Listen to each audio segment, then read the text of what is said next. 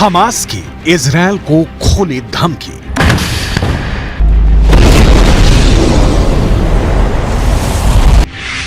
एक भी बंधक जिंदा वापस नहीं जाएगा। नेतन्याहू की खामोशी से उठे सवाल।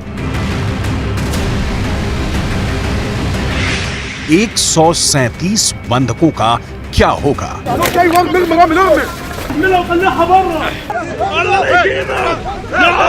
क्या इजरायल उन्हें हमास के हाथों मरने के लिए छोड़ देगा या हमास की मांगें मान लेगा?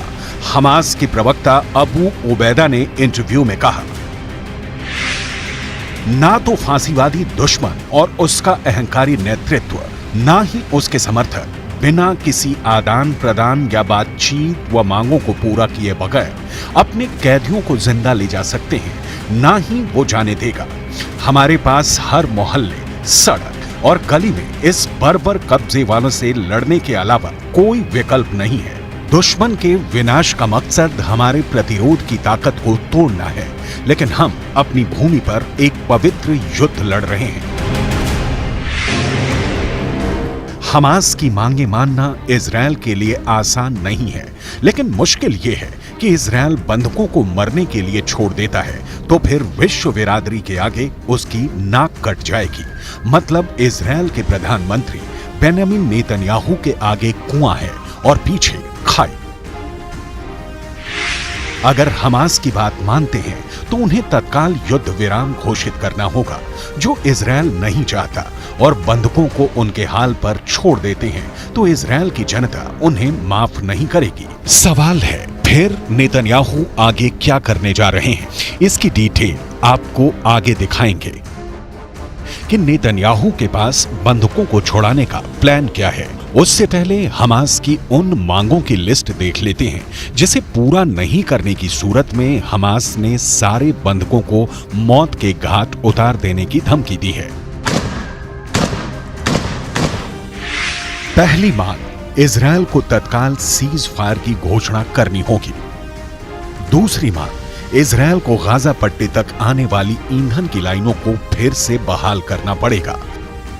तीसरी मांग, बंधकों की रिहाई के बदले इजरायली जेलों में कैद फिलिस्तीनी कैदियों को रिहा करना होगा। इजरायल डील करने में यकीन नहीं रखता, वो ऐसी सौदेबाजी को हथियारों से तय करता है, हमले से तय करता है। इजरायल की सेना का कहना है कि उसने 24 घंटे में 250 टारगेट को निशाना बनाया। इन हमलों में 297 फिलिस्तीनी लोगों की मौत हुई है, 500 से ज्यादा घायल हो गए हैं।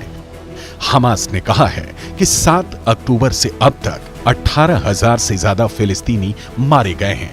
इजरायल का कहना है कि उसने 7,000 हमास के आतंकियों को मार गिराया है। ऐसा करते हुए इजरायल के 98 जवान शहीद हो गए हैं और 600 से ज्यादा जख्मी हुए हैं। हर युद्ध की कीमत चुकानी पड़ती है, लेकिन इसकी सबसे ज्यादा कीमत तो बंधक चुका रहे हैं। इन बंधकों को 7 अक्टूबर को हमास गाजा उठाकर ले आया और तब से अब तक इनके सिर पर हमास की बंदूकें तनी हुई हैं। हमास ने बहुत सोची समझी रणनीति के तहत इजरायल से लोगों को अगवा किया था। हमास का मकसद ही था कि इजरायली लोगों को अगवा करके रखेंगे और जब बाजी पलटने लगेगी तो इजरायल से बंधकों की जान का सौदा करेंगे। हमास वही कर रहा है, लेकिन हमास की परेशानी ये है कि नेतन्याहू बावजूद इसके गाजा की तबाही पर रोक नहीं लगा रहे हैं। क्यों? इसे जानने के लिए आपको सिर्फ 2 मिनटों का इंतजार करना होगा, क्योंकि उससे पहले बंधकों की पूरी डिटेल समझनी जरूरी है। इजरायल और हमास के बीच संघर्ष विराम हुआ था, जो 1 सप्ताह के बाद 1 दिसंबर को टूट गया। इसमें 105 बंधकों को हमास ने रिहा किया था, जिसमें से 80 इजरायली थे।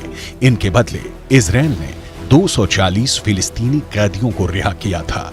इजरायल का कहना है कि अब भी 137 बंधक हमास के कब्जे में हैं। हमास 137 बंधकों के बदले इजरायल को झुकाना चाहता है, लेकिन नेतन्याहू के रुख को देखकर नहीं लगता कि वो इस वक्त किसी भी तरह के समझौते के मूड में है। यूएन में अमेरिका ने जब युद्ध विराम के प्रस्ताव पर वीटो किया तो इसका मतलब यही निकलता है कि इजरायल हमास का पूरा सफाया करके ही दम लेना चाहता है। लेकिन इस बीच वो बंधक है जिनके परिजनों का रो रो कर बुरा हाल है। इस बीच कतर है जिसका कहना है कि फिर से सीज फायर कराने की कोशिशें जारी हैं। लेकिन दूसरी ओर कतर ही कह रहा है कि इजरायल की बमबारी सक्सेसफुल रिजल्ट देने में बड़ी अड़चन है। मतलब कतर भी चाहता है कि जैसे पहली बार सीज फायर के दौरान बंधकों के बदले फिलिस्तीनी कैदियों को इजरायल ने रिहा किया, उसी तरह एक बार फिर किया जाए। लेकिन नेतन्याहू सख्ती दिखा रहे हैं क्योंकि गाजा के पूरी तरह तबाह होने में अब महीनों या साल नहीं लगने वाले। इजरायल चाहता है कि जब उसका गोला बारूद चलना बंद हो उससे पहले हमास का सूपड़ा साफ हो जाए, लेकिन समस्याएं कई हैं।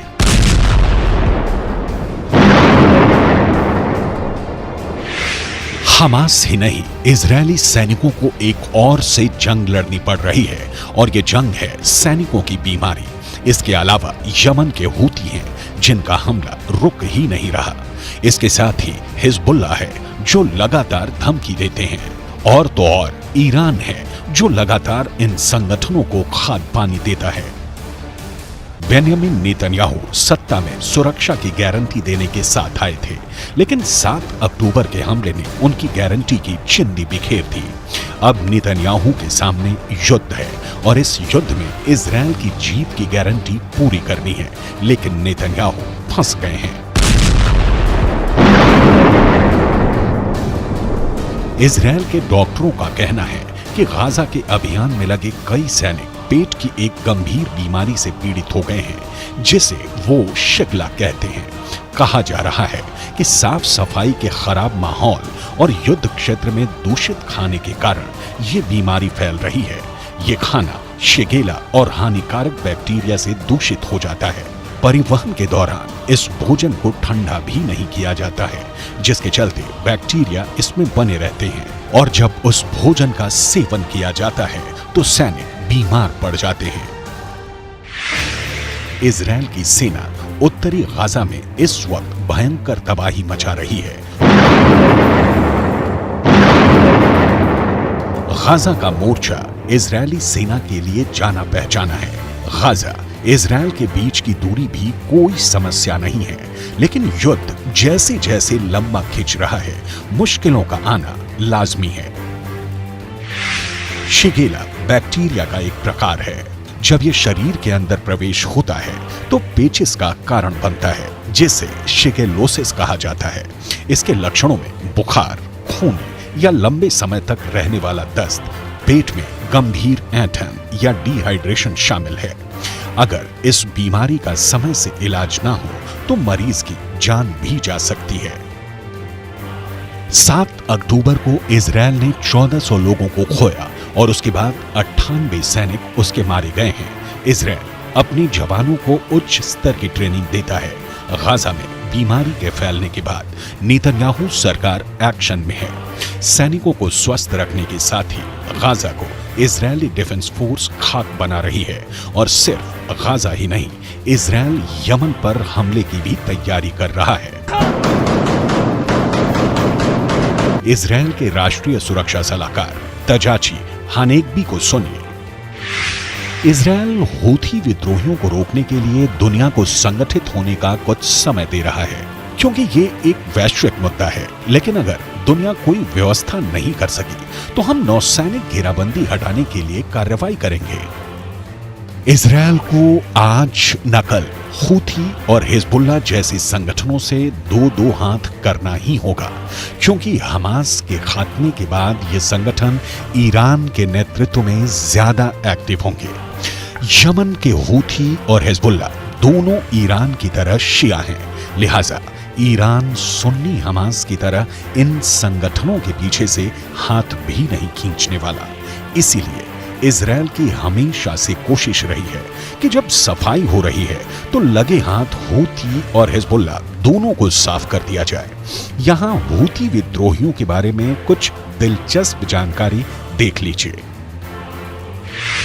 यमन के हूथी विद्रोही 2014 से सऊदी अरब के समर्थन वाले गठबंधन के खिलाफ गृह युद्ध लड़ रहे हैं। 7 अक्टूबर को जब हमास ने इजरायल पर हमला किया तो इनकी समुद्री गतिविधियां बढ़ गईं। यमन से लाल सागर होते हुए हूथी इजरायल को निशाना बना रहे हैं। हूथी विद्रोहियों के मामले को नाकाम करने के लिए अमेरिका ने लाल सागर में अपना युद्धपोत तैनात किया है। बावजूद इसके हूथी हमले नहीं रोक रहे, लिहाजा नेतन्याहू इनका परमानेंट उपाय तलाशने में जुट गए हैं।